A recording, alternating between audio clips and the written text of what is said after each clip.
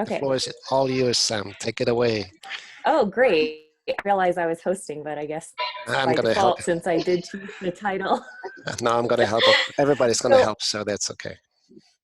okay, cool. So I chose this title because, so every month we normally do a more serious title, something a little bit more academic or TED Talky, or much more informative and not pop culture-y. And we talked with Ralph 2 weeks ago, and it made me start thinking a lot more about pop culture. And on that day, I also happened to read an article about how Contagion has been at the top of streaming lists over the last few weeks. And I was like, really? That doesn't look like a good movie. I didn't see it when it came out in 2011. And I'm kind of skeptical of these like all-star cast kind of movies, because like some like Valentine's Day and all those like, ensemble cast things, like sometimes they're good and sometimes they're just like pretty bad.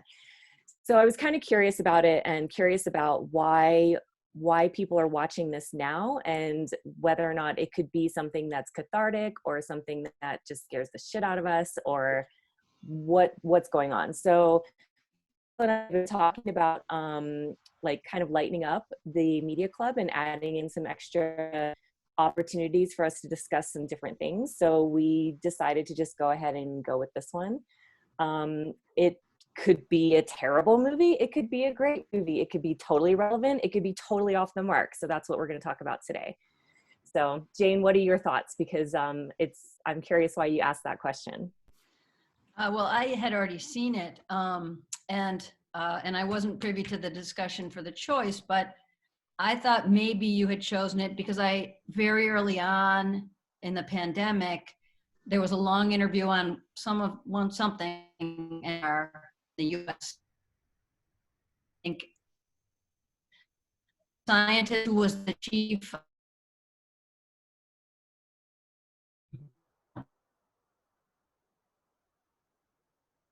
talked about how, and it might have been on media reviewer who called him one of these movies, and it talked about how it's traumatizing and horrific and exaggerated in a certain sense, but scientifically it was right on. And it also showed teamwork across gender, across nationality, across, country borders. So maybe that was Outbreak, though. I don't know. It was this whole interview. Oh, Jane, the reporter. Oh, yeah, right. Did anyone else hear that or know what Jane's talking about? Yeah, I was going to say one of the things that I kept experiencing during the movie, and this when you said like it's this back and forth between like really dramatized and also realistic, was when I was watching it. I hadn't seen it before. It was probably maybe like 2 or 3 weeks into the quarantine when I started watching it. So it's the whole kind of what's going on. There's like a lot of fear, and it's also a little bit intangible. And I kept thinking like, oh, this is so like I kept feeling like this feels so Hollywood, like it feels so dramatized and so over the top. And then I'm like reading the news, and I'm like, oh no, this is kind of a lot like what I'm reading, and I kept going back and forth between this like. It felt like it had that Hollywood gloss on it, but I couldn't really pinpoint any point in the movie where I thought, "Oh, that's so unrealistic." That's so unrealistic. It kept checking out, which was weird. It's that in like kind of a blockbuster ensemble cast sort of movie. So, what was interesting to me in watching it, and I have watched Outbreak and used the trailer for Outbreak to talk about the mathematical concept of the R naught and how the infection spreads. What is it called? The curve and the flattening of the curve. Yeah. So anyway, but I had used that with math teachers as a way to kind of introduce that concept. Well, when I sat down to watch it on Saturday, my 17-year-old came in. She's like, "Oh my God, Mom, you're watching this movie?" And I said, "Yeah, have you watched it?" And she said, "Yeah, last year in biology class." Oh. So teachers are using the film, and this is like last year in biology class in 10th grade. So she's an 11th grader now. So she was going back and recall and how they actually took the biological concepts of viruses and how they spread within that movie to create a class discussion. So I thought that's super fascinating because that wasn't even during the pandemic, right? This was just something that her 10th grade biology teacher was using as a way to, again, demonstrate for the kids those individual concepts. So I thought it was super fascinating that now we're actually living in that same kind of time and experience. And yes, Jason, while it seems like very blown up and very Hollywood, like if you're in New York City or you're in some of the harder hit areas, it's exactly like that, right? I mean, I go to the supermarket and my shelves are bare. I live in suburban Philadelphia. I can't for the life of me get an order from Instacart or any of the places that are delivering unless I'm up at 12:01 a.m. on Sunday morning to set out my thing for the week. And like our liquor stores have been closed and you can't do online ordering there to save your life either. So it's just like, it's really interesting where you are in the country, what impact that it has. And the fact that my kid's biology teacher was talking about this a year before it happened and probably every year since, since 2011 is fascinating. Yeah, I mean, I'm in the Upper Peninsula of Michigan, as rural as it gets, and so we still have some elements of that. Certain products like hand sanitizer and toilet paper and stuff are difficult to come by, but then there's also a whole different sort of attitude about it from a lot of people around here. And we're in Michigan, which is parts of Michigan are getting hit really hard, but then there's this whole kind of disconnect up here where I went for a run this morning, and there were a lot of people kind of keeping their distance, but it's definitely a different field. So Soderbergh got the toilet paper thing wrong. He missed that completely. Oh yeah. But it made the gun sales figures that I've been hearing make sense to me for the first time. Yeah. No, I mean, you guys talking about USA, but I think the same thing's happening in India as well. So you have people rushing to pack their inventories at home, and then we now have. So I think the riots in the movie were portrayed in a different way, where people were scared of scarcities. Over here, we have another kind of narrative coming up, where communalism and religion is being used to, or even caste for that matter. So caste and class issues, religious issues are causes for riots. So for me, I think Contagion was very interesting because I felt that it was like a docudrama. And if we didn't have those famous names like Kate Winslet and Marion Cotillard, I think it might have just passed off as a documentary. Because the way they talk about the R-naughts and the fomites and the CDC and WHO and how they go back to try to trace where the virus came from, I think it's pretty accurate. And I think Soderbergh is known for this kind of these kind of movies, right? Because Traffic was another movie that he directed, I suppose. It was about the drugs issue. Yeah. So fascinating stuff. Yeah, I agree. It did feel like a docudrama, but it was. I really wonder what it would feel like watching this like 6 months ago or before some of this felt real, because there was a point in the middle of the movie where it started to depart from the experience that we're having. Like I felt like there was a very big leap at some point. I can't pinpoint the details, but all of a sudden, like there was looting in the grocery stores, and like that was the moment where, okay, that doesn't feel like my experience right now. And then the seeming reality or seeming documentary style or experience that I was having, kind of like that. I stopped experiencing the movie in that way, and then I was like, okay, this movie's like a little over the top, but everything up until then felt so accurate and like what I'm experiencing, that but I don't know if 6 months ago, like the whole movie would have felt like completely over the top or crazy or something I couldn't relate to. And so it's really interesting to like the moment that you approach this movie maybe is going to change your reception of it, or like how I don't know how you receive it or perceive it. I see that. I guess that's true. Sorry. Where's Katie? Katie Clint. Because I see that you wrote that you hated it because of especially the scientist injecting herself. Yeah, that was total bullshit. Like that wouldn't really happen.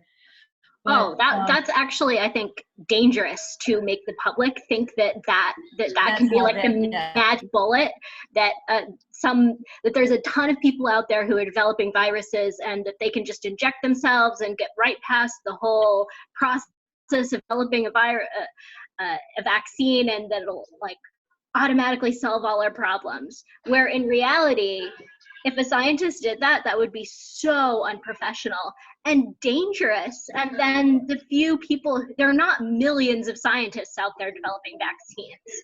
There's a limited number of people who are doing that science. And if they just go around randomly injecting themselves when one monkey doesn't die, it was just so upsetting. Yeah, well, that's because I think, because it's like all of a sudden they were like, oh shit, we have to, a movie can only be 1 hour and 24 minutes long. Yeah, they're like, we can't wait a year and a half for this vaccine to develop. We're going to fast track this. But then there's a bunch of people in the public who think that that's how it happens. Yeah. No, I was going to say that, I was going to say something also to what Davina said that has to do with, and someone else about the rioting in the streets. I thought that it was interesting that it did expose a little bit the issues of class in the United States. And I had 2 thoughts related to that. One is that absolutely we can and will someday, I think, have those kind of incidents in our cities. It just might not be this disaster or this climate change related thing, but I do think that will happen if some of the structural inequalities that a lot of us, if not all of us here today, know about, that are finally getting more exposed. You don't have to only read Socialist magazine to hear the analysis of them. If those are not addressed, I think there will be a disaster where that does happen. And I think that it was at least interesting that it was at least alluded to, although just by having bad people, some people of color, like looting. That I thought that was unfortunate, but at least when they said you're going to get the test before we do, that was, we saw who got tested here first, right? It wasn't like NBA stars and movie stars and all, and like Fisher's Island has like all the tests they need in, down off Miami. But the other thing I wanted to add having to do with timeline is, it's kind of boring, and I didn't feel like watching the whole thing, but I thought that the documentary called Pandemic, which is on Netflix, it's a documentary, but with historical recreations. Now, I haven't done a lot of reading about how accurate is it, but it does, it has the much longer timeline, from like discovery or to prediction to production of vaccines. And I think that eventually that will be used. I predict that'll be used in some classrooms, along with accurate, accurate reading material. I think I'm really interested to hear you media literacy people talk about the Jude Law blogger character. Right. He was just so rich with, like you were talking about, Jane, he was saying some things about the inequalities and government and big pharma being in bed together and all those kind of things. But, talking about looting the media, 12 million followers, and possibly giving out some very dangerous information. That's right. That, I just thought of that. You're right. That was very prescient also, wasn't it? Yeah, but I think that it was an easy escape for them to demonize him by making him say that he was cured by some weird herbal thing. Yeah. But that made it so that they could dismiss everything else that he was saying. Yeah, exactly. No, stop. So Alan Crumady was my favorite character in the entire film. Because you see, he was so deceptive to the point where even for a moment I was like, oh my god, is he really right? But then he isn't, because he doesn't have any antibodies. He's moving around the entire town with those, you know, weird protective gear that he fashioned for himself. And he was trying to talk about it in a way that would appeal to you, where you're like, oh my god, maybe he's right. Maybe Big Pharma and government and everyone is in everyone's pockets. But no, he's just saying those things to make you believe that he's right. He's not. He's the most deceptive person out there. Guys, okay, on this note, so I had a couple of questions prepared, and one of them was around this character and this storyline. So remember, this is 2011 when this came out. Twitter had only been around for like 4 years at that time, right? Influencers were not yet a thing that people were talking about. So why don't we get into breakout rooms, talk a little bit more about this storyline and this character and what rings true to you, what might be concerning, why do you think the decisions were made to portray this character in this way, all that good stuff. Does that sound good? Okay. Yanti, I don't know how to do breakout room. So Michael's going to split us up, and you're going to see a prompt on your screen that says you've been put into breakout room whatever number, and you just click OK, and it takes you there. So I'm going to put 3 persons, I think, in 5 groups. Fingers crossed. Perfect. Here we go. And the topic is what you just said? Okay. Yeah, so we're going to talk about that character, whatever his name was, and his storyline.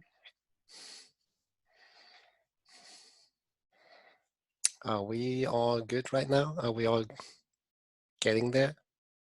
Getting there. I'm going to join in a minute because there's a gentleman who is trying to join us who keeps emailing me. Did you get my message? Hold on, I admit him right now. So it's Bob Van Austin Hout. Okay. Yes. So then there's Bob. Great. So then okay, so that's it. Here we go. Okay, so Bob, just to catch you up, we've been talking about the movie, and we kind of landed on talking about the characters, the blogger. I forgot his name, but we were talking about why he was portrayed the way he was, and just about his whole storyline within the movie. And we just got broken out into breakout rooms. So would you like to be added to one to join the conversation? Okay, great. We just can talk amongst the 3 of us. Okay, yeah, we could do that. There's 3 of us here. So that's going to be something. I think what you said, like Samantha, about that the movie was made like in 2011, and it was like 4 years into when Twitter was coming up, and we did not have the influence at the time. I think it's interesting that there's actually such a kind of a character in there, and he is he's portrayed in that way as an influencer. So I did not think about that actually right away. I thought about like the whole thing that it was made maybe after the SARS influenza at the point, and it was just like playing like a Hollywood movie and being like something where you attract, like you make money, people are afraid of, kind of an outbreak. So I think it was a good selling thing, and then having like an evil person in the movie, I think that was a good ingredient. So that's somebody to balance out the invisible threat. Exactly. Yeah. So that was my whole thing. So I'm not sure if you agree, disagree, or if different reading. Bob, what are your thoughts, or about the movie in general, since you didn't get to join us for that part of the conversation? Yeah, I haven't actually seen the movie. I'm been doing a lot of writing on fear, and I'm developing a website called Bring Truth to Fear. And so I've been interested in media literacy for a number of years, and I'm trying to incorporate that. So I just thought this would be a good place to get maybe some other perspectives on how fear is understood and how we can understand it better. Oh, fantastic. Yeah, we're going to talk a little bit more later about the purpose of this movie, and so that might be pretty enlightening. Yeah. But to catch you up on the storyline, what we're talking about is, of course, the movie is about this pandemic. And the first half of the movie mirrors very closely what many of us around the world are experiencing. And then at a certain point, somewhere in the middle, things go a little bit more extreme as far as humanity, like looting and being awful to each other, scarcity of resources, things that we haven't approached, at least in the US, and I think in Europe probably as well. But that would, I think, probably mark the point of extreme fear in the movie, at least. But throughout the movie, there's a blogger who early on is trying to sound the alarm to his, I mean, you see he talks about his following growing throughout the movie. And in the beginning, it's like 1 million, and then it ends up being like 12 million by the end of the movie. But he kind of, you're not really sure whether he's fear mongering or not. I think, what did you think, Michael? Did you get that sense, him trying to ring the alarm like early on to his followers? I'm not sure. I think he's just trying to get attention. I think he maybe like sometimes you have characters that he just wants to say no, or like to critique. I have the feeling it's like somebody who just wants to say, well, I'm against the official explanation, and I'm the one who has understood the whole thing. So that's my reading of that character. And so he's always like, whatever the government is saying, he's always like saying, that's maybe not true. So it's that kind of character. And I think you find many times these kind of characters. And I'm right here in Paris, Bob, in France. You also have that right here in France, like some people who are saying they always know better than the government. They believe they, and so so you have the official line and then like the explanation, and then always like these people who somehow know better. These characters are tough though, because sometimes those people are right, like sometimes it's just a conspiracy. And I mean, look at Edward Snowden, like what he exposed to the world is phenomenally crazy, and it's all true. So then you have other people who, I don't know, like there are people who think that there are crazy going on and it's totally made up for. Yeah. Maybe I'm gonna go, maybe I'm losing you guys. I have to see, my internet connection is not always good, but you're free to make me the host if you want to, if that's helpful. Yeah, maybe. First of all, I think we're gonna close the rooms in 2 minutes, right? 1 minute. Is that fine for you? I have us going for 5, but we can close early if you want. It's up to you. So maybe I'm gonna give them like a message for 1 minute. I give them another couple minutes, because it hasn't even been 10 minutes yet. Okay, 3 minutes. Yeah, I have a timer. Okay, very good, very good. Bob, did you have a question? Did you want to say something? Just wondering if there in the movie who just kind of had a grounded approach of what can we do about this and how can we manage it? How can we respond, possibly by working together? Because that's really the antidote to fear is to shift your, fear is totally dependent on what you're paying attention to. And if you're paying attention to the danger, then it escalates. But if you're paying attention to what you can do about it, then the fear dissipates and your focus is broadened again. Is there anyone like that in the movie? Yeah, there was a lot of cooperation and collaboration between governments and organizations. And I think what the question is how much that was relayed to the public. Because as a movie, like watching the movie, you're exposed to all of these narratives going on, but sort of behind the scenes, but the movie doesn't really go into the public information or media aspect as much, with the exception of this one character. And it actually doesn't even talk so much about the character's followers. Like you don't have any idea of what kind of following he has, like who these people are, if it's, like-minded individuals or whatever. So actually that I'm glad that you asked that, because now that I think about it, the media's role in a pandemic was not represented at all. in this movie. Do you think it was, Michael, or am I missing something? I missed you actually because of the internet connection, so I did not hear it. So I have to apologize for that. Oh, it's okay. I basically was just saying that the media was not really represented, or the media's role in public information. It's true that the media is not existent right there in the movie, not that I remember actually. You see, like sometimes I like to look at the movie like from a field approach, like who's the actor, what are their interests, and I recognized actually like the big player, like the World Health Organization, like the CDC, right, in the States. I saw like the different politicians, so I saw also like but it's true, like the media was not that that present. It's very true. Maybe 10 years ago, the media had like a better reputation. I don't think so. and there weren't like human-to-human interactions where people were just, kind of taking steps in their own community to work together to ensure some safety and help people deal with it effectively. Yeah. Yeah, that also was not really part of the narrative.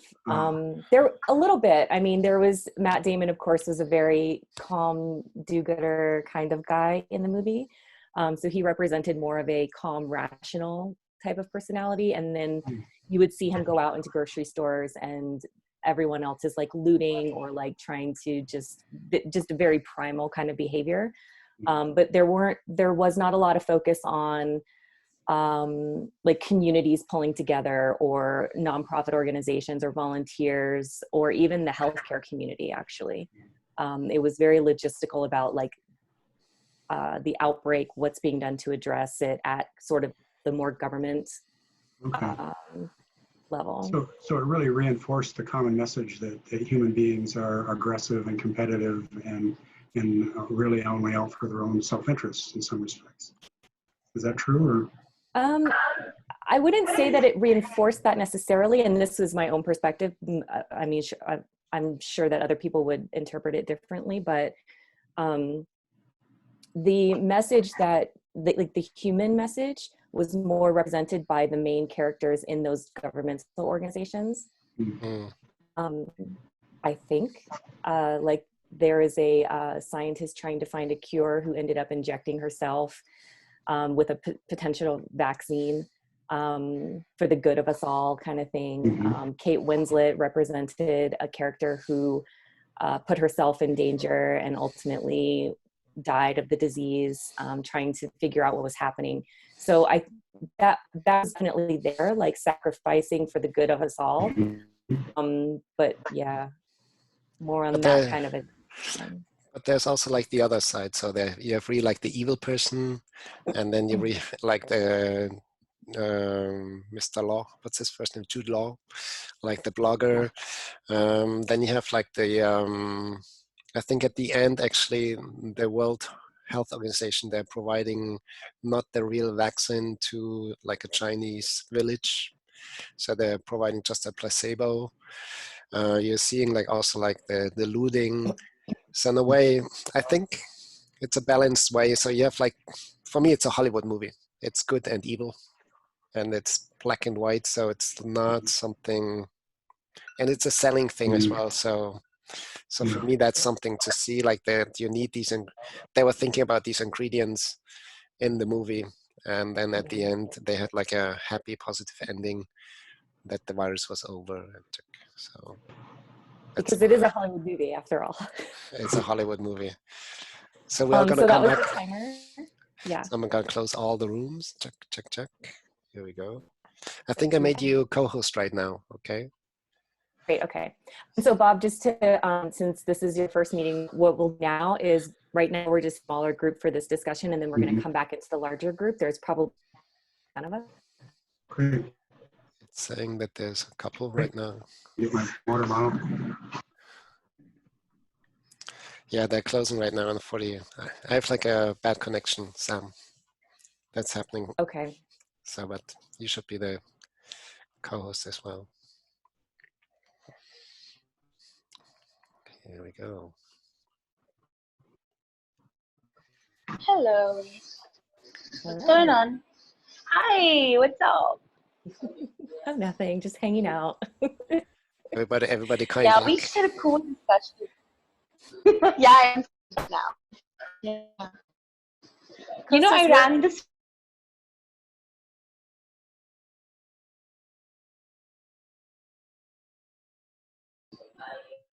Kostas, where are you joining us from? Oh, you're muted. Greece. Oh, you're muted. We can't hear you. You're muted. Unmute. Yeah, that's it. Can you hear me now? Yes. Oh, lovely. Okay. I was saying that I'm normally based in London. I'm doing my PhD at UCL, but I managed to escape back to Greece just before flights were cancelled. So I'm joining from Athens at the moment. Okay. So you're home. Yeah. Well, I was going to come for Easter anyway, but I just I came earlier because of the situation. Yeah. Okay, I think we're all back. So who'd like to share some of what you guys talked about in your breakout groups? Okay, I can go first. So I had Katie and Costas in my breakout room, and we were talking about Alan Crumberry, the blogger, and we were sort of discussing, and I was telling them how I love the character because he's so deliciously deceptive, and I'm sure Jude Law had a great time playing him. So yeah, we essentially talked about how so Katie mentioned that was the movie trying to undermine independent or citizen journalism, you know, by showing him in a certain light. And I guess it's about how anybody would get greedy, thinking that if someone else can, like, you know, he mentions in one of the meetings with his stock exchange person that whenever there is a pandemic, Lysol and Vicks Vapor Rub and all these people, they earn the money. Why can't I make some money by saying that forsythia is a cure? And he ends up making $4.5 million, I think, which is why they end up arresting him in securities fraud. So anyway, he was amazing. That character was amazing. It was a lot of fun. And while I'm here, I also want to say that I ran a Twitter poll with you guys. And apparently Mitch Emoff, the guy who's immune, played by Matt Damon, and Dr. Evan Mears, played by Kate Winslet, are some favorite characters, according to people who answered the poll. Could you guys tell us why?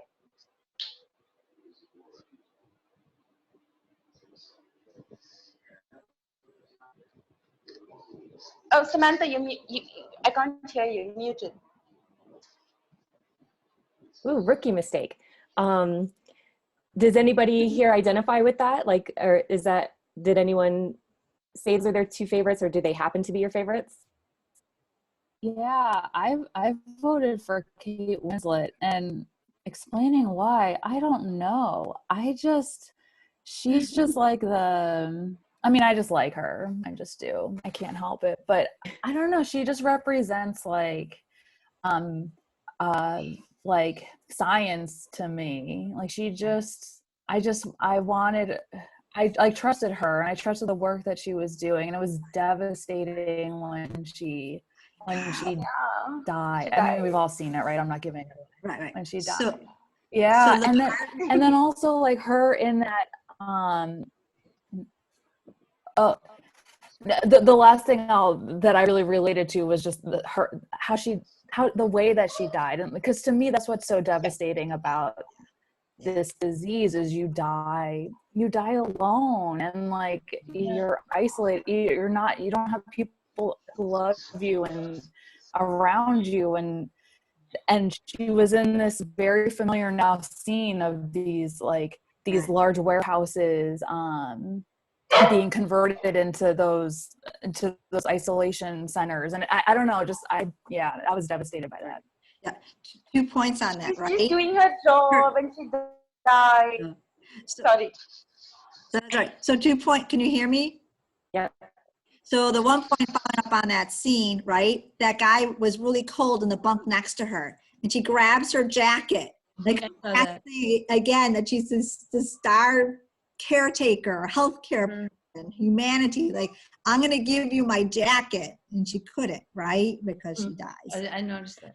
I thought the other really compelling scene with her was also in that airplane hangar, right? Where she's like, okay, this is great. You did, whoever the other guy was, you did awesome. I need like 3 or 4 more. And in the middle of that scene, there's like this entourage of people that walk in and they're like, okay, Dr. whatever, I can't remember what her last name was, who's paying for this? And I'm like, paying for this? Really? So yeah, those were, I thought, really compelling moments in the film with her character. Well, speaking of these heartbreaking moments and like human episodes, I think the mostly was focused on this human experience and the human moment, and somehow we missed, to my understanding, how the government and these big organizations communicate with society or acting on this problem. Even though there were some details, I think the writers and directors, and I also read the interview with writer, their main focus was to show how humans react in this global pandemic situation. But nowadays, if we have a movie today about coronavirus, I think there will be lots of details and details about government, and we have Donald Trump. So there will be a lot of politicization of this problem today, to my understanding. This was my just opinion when I was watching. More of human moments and less serious political issues. I wanted to say. No, but I mean, do you guys remember the scene? Oh, sorry. Well, I just wanted to say something that goes on to what Davina was saying, but that Jason and I were discussing back to the original idea of the discussion of the breakout, which was a couple of things that are all related to the fact that this guy is a blogger, not a journalist. This is from 2011, where we actually did have a lot of online journalism happening by then. And what I thought as a journalist and as someone who was critical of the mainstream media, and I think that Davina already mentioned this, but it was unfortunate that again, it has to do with the critical approach. The only critical, he was right on, like a lot of left of center, small media outlets like Democracy Now! And other places, The Nation in the United States, The Guardian sometimes. Certainly there's publications in India that we could talk about. They're left of center, sometimes they're quite left of center radical. They're on it.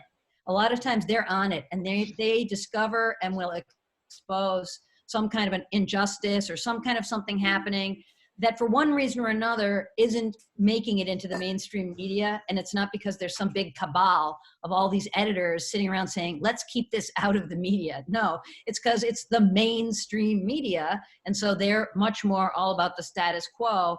And so, for example, I was saying to Jason, there's repeated examples of Democracy Now! Covering something and giving it a lot of time. And then I'll talk to someone who only reads the New York Times and listens to NPR. They'll have no idea what it was. But, oh, miracle, 2 weeks later, it's on the front page of the New York Times. So it was unfortunate to associate that the person critical of sort of saying, oh, you guys never believe me. But then all of a sudden he he turns on a dime and becomes a crook. I think it kind of gives people a bad rap. So I thought that was unfortunate. I don't know if Jason has anything to add. No, I mean, I agree. I mean, I was really enlightened by kind of your discussion of that. Like I said, I remembered this. I had a hard time remembering some of his role, but it was, I think it was just, it was definitely unfortunate. And I think it was also probably a product, like we had discussed, of just the confinement of the film of that genre. Like you didn't have enough room. There were so many different roles trying to show how it affected so many different people. And at one point he's like the vigilante who's trying to break the story before everybody else and nobody's believing him. And then at the end, he's the crook. And it's weird to see those two. It's hard to kind of resolve those two characters together, And the time where this came out, I think the Arab Spring had just happened or was happening at the time, right? The same year. Mm-hmm. And so the idea of citizen journalism was totally new, and we actually weren't even calling it that then. Mm-hmm. And so now in the last almost decade, the idea of citizen journalists is actually now very controversial amongst mainstream media journalists, right? And Jane, you probably know this better than most of us. Defining who's a journalist and what their role is really controversial right now. And it's something that I think at the time just wasn't even on the radar yet. Yeah, and I think film did a really good job in terms of showing how the citizen journalism and bloggers were marginalized somehow in that time, because like a big media, like professional media, which is like Chronicle represented in this movie also, when the Jude Law character goes to this office and he's trying to convince the journalist to cover this topic. So they are marginalizing this guy, and they are marginalizing citizen journalism in general and bloggers. So I think film also tried to show this issue as well. So I want to throw out something interesting that I learned when I was researching this, and then I want us to break out into breakout rooms and talk a little bit more. So when I was looking at this on Wikipedia, at least, which is, as we all know, a very valuable source of information. Evil. True story, true story. Very good. So originally, the director, Steven Soderbergh, and the writer, Scott Burns, had worked together on a film before this, and they were talking about collaborating on another film about Leni Riefenstahl, who is, as most of you probably know, a World War II Hitler propagandist, although that's not how she considers herself, of course. And they decided to abandon that project because they didn't think that anybody would be interested. And then that was around the time that the SARS outbreak, or no, not SARS, the 2009 flu pandemic came around. So they switched gears and decided to make this movie instead. So I'd like to talk a little bit about, like, how did this movie get made? Why do you think they decided to do that? And what purpose do you think this film serves? Like, what purpose did it serve then, and what might serve now? Or something along those lines. Yeah, I think the SARS, MERS, and the Ebola outbreak was what was the inspiration for this film. And clearly, I mean, COVID-19 doesn't have fatality rates as high as the MEV1 virus that was shown in the movie. But I think it's interesting to see how the things get in motion, right? Because there are a lot of things that are happening now which have also happened in the film, right? The WHO trying to go back and see where the virus originated, the CDC trying to develop cultures and vaccines and stuff like that. Yeah. I mean, we were discussing on the chat, right, that I love the ending so much, because they sort of show day one, right, where the bat is eating a fruit and then he flies off and goes to the pig farm, and then the pig eats the fruit and gets infected, and then the chef at the hotel is using the same pig from the same pig farm, and that is where the infection spreads, because Gwyneth Paltrow's character meets the chef and he meets her without washing her hands. But the best part about that scene was, so Gwyneth's character works for this firm called AIMM something something, and the JCB, or the crane that sort of disrupts the bat's palm tree home, is from that same company. Yeah. So it's funny how the entire story gets tied into globalization is screwing us all up. Because I mean, the tractor, going in, and then the flights going in and out and spreading the virus all over the world. So yeah. But Sam, you wanted to break out again. Was that like one idea that you wanted to start? Yeah. So let's break out, and any other thoughts that you have want to share, cool. If not, let's talk about why did the filmmakers make this? What purpose does it serve us? What can we use it for, etc. Cool. Okay. And then we'll come back in about 7 minutes. Okay, here we go.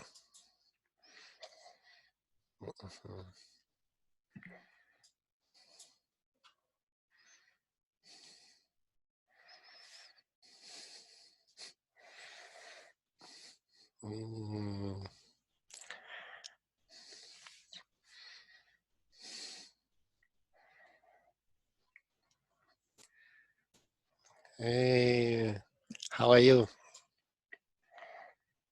Melina, do you hear me?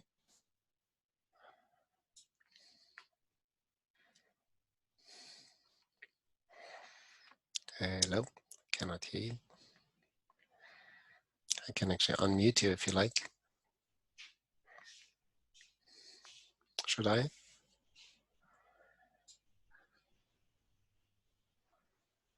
Hmm.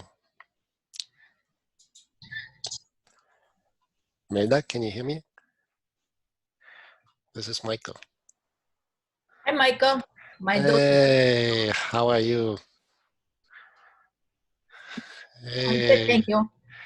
where are I'm you? trying to catch a little break. Okay. Good. But you're not Yanti. I'm not Yanti, no, I'm Michael.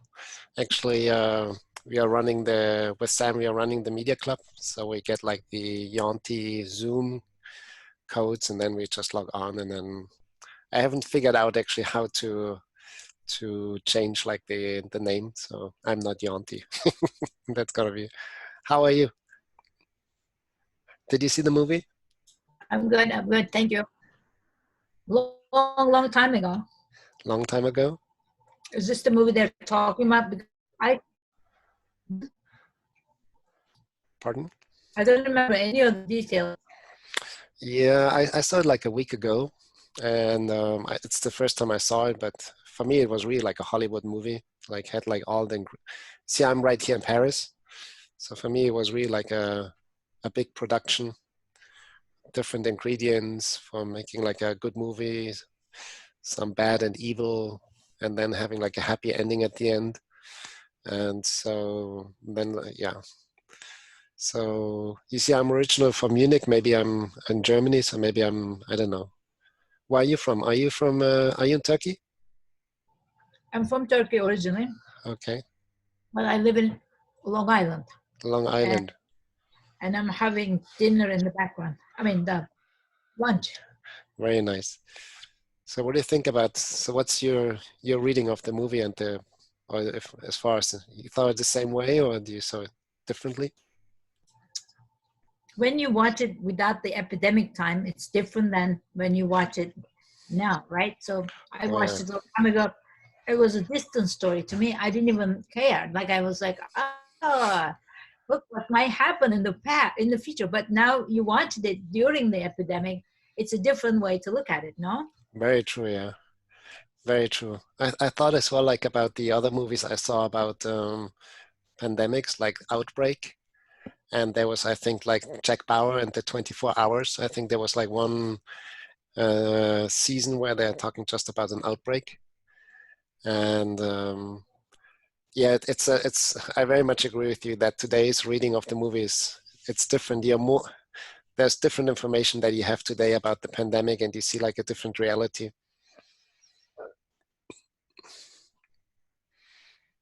I wonder if you hear me. And you also read more, like you're more focused. It's in the semiotics. They call it time, your experience. Like if your friend died from corona, then you have a different way to look at it, right? Oh yeah, very much. If you're from Singapore, it's a whole different world because it's America. Of course. So again, the proximity, it's the like when we had the September 11, I was close to September 11, right? And when I was in South Carolina, people were talking as if two skyscrapers, fell off. It was a different, the proximity made a big difference. So again, it's everyone reads the messages from their personal experience. Yeah, that's very interesting. I'm a librarian, I have to say. So I'm not schooled in semiotics. So that's but that's very interesting what you're saying. I very much agree with you. So. And they say, what does that mean? What then? That means what? Victory normally, right? Do you see my hand? Yeah, I see it, like the victory. Yeah, so you studied the victory era. Churchill made this for victory. But if you lived in American hippie era, you could have said that's peace. Yeah. You're in a classroom where the teacher asks you 4 minus 2, you said 2. So it could be different, or it's a V sign in sign language. So depending on the location, things means different things. Very So, true. Yeah, yeah. That's gonna also if you're gonna change it around, if you turn it they told around, me, and yeah, then that's another thing. Yeah, so yeah. there's So all then, this. same thing with other signs like this. This is not okay.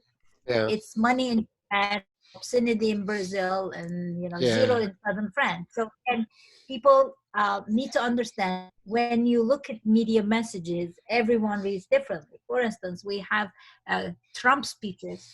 My friend called me, "You have to watch it. Making good speech. He's a great leader." The same exact thing, and I'm getting frustrated. Like, it's making no sense.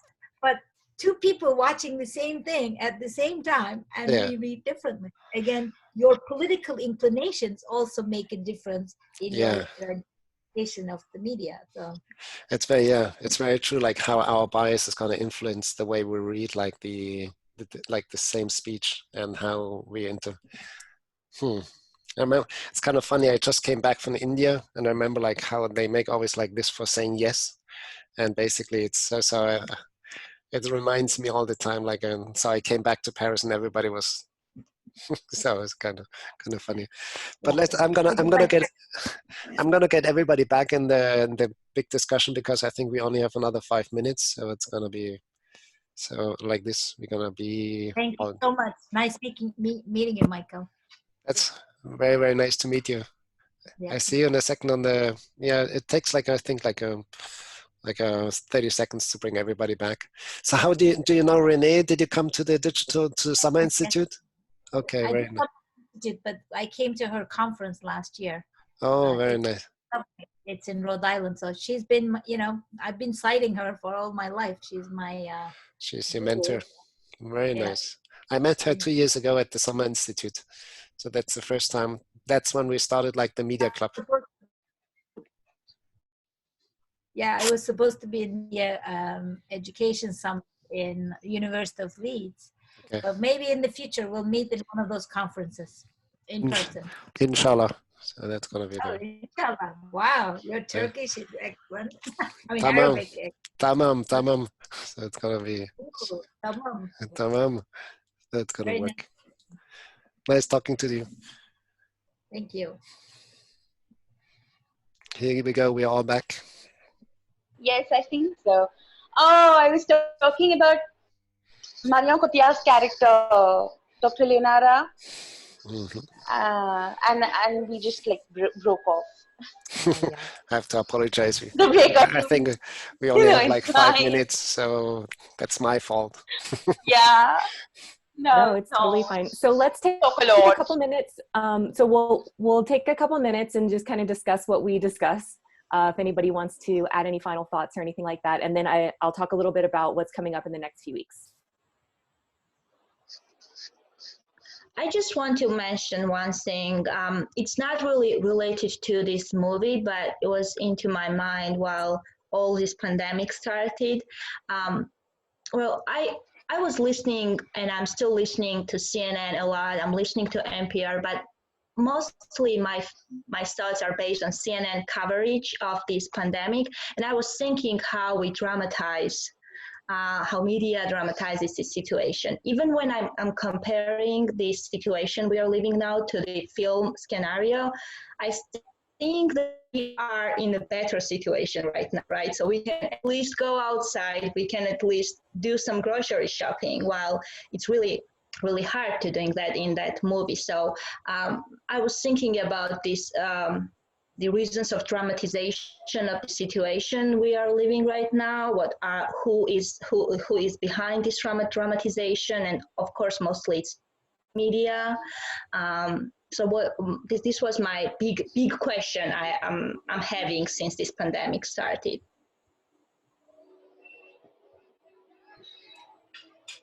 Oh, Jane, you're muted. As the journalist here, I would just say that, like, especially television, I would encourage people not to watch television to get their news on this.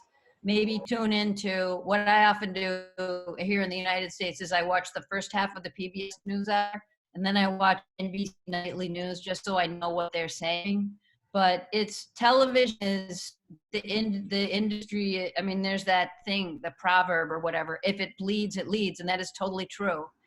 I think TV is less egregious and CBC is less egregious, but that's the nature of television. It's visual. It's got to be sensational. And if it's a cable show like MSNBC or CNN, they're competing for your attention and they're trying to keep you hooked. So they have to come up with something new. So when I worked as a camera person for Associated Press and Reuters, they would literally say, we need to feed the beast. You have to come up with new video all the time in Haiti. And whereas most of the country, there might be one demonstration downtown and they're like, get me that demonstration. And so what does the world know about Haiti? The demonstration. They don't know about the kids going to school. So I would really encourage people not to look at cable news.